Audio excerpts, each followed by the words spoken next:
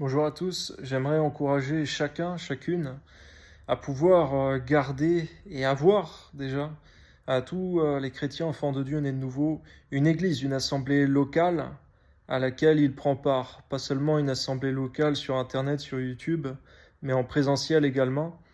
Alors effectivement, d'un premier point de vue, on pourra se dire oui, mais elles ne sont pas parfaites. Mais cependant, c'est un besoin. Mais c'est aussi un commandement. On voit que dans la Bible, l'apôtre Paul dit euh, ne quittez point vos assemblées, comme c'est la coutume de quelques-uns. Certains, effectivement, ont pu prendre part au fait de quitter l'assemblée locale depuis le Covid. Certains pasteurs les appellent les chrétiens canapés. En vérité, il y a besoin de prendre part de façon physique, présentielle, à une assemblée locale, parce que dans les besoins spirituels d'un chrétien né de nouveau, il y a besoin d'une assemblée locale. Lorsqu'on est de nouveau en Jésus-Christ, la première chose qu'on cherche, c'est une assemblée locale, normalement, après la personne de Dieu.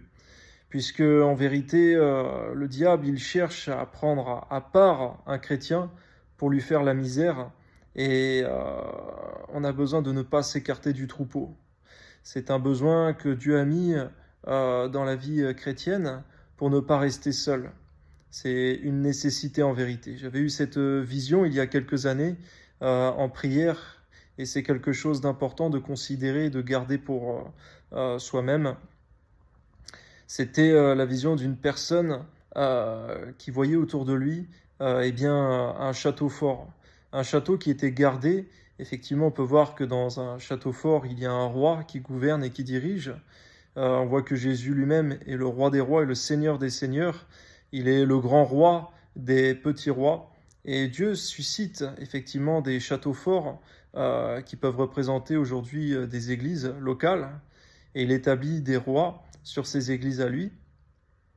Et donc ces rois peuvent être représentés par les dirigeants des églises, les responsables, les pasteurs, puisque véritablement eux-mêmes devront rendre des comptes au roi des rois. Il y a une protection, c'est cet aspect-là que je voulais dire premièrement, il y a une protection derrière cet aspect-là, une protection doctrinale, une protection spirituelle, une protection en divers points par l'Église locale. C'est respecter aussi les autorités que Dieu a établies, les ministères. On voit que l'apôtre Paul, après qu'il y ait eu les actes des apôtres, il a établi des églises avec des pasteurs. Que Dieu nous bénisse et nous encourage à ne point quitter les assemblées, une assemblée locale à laquelle Dieu nous a établis. Que Dieu vous bénisse.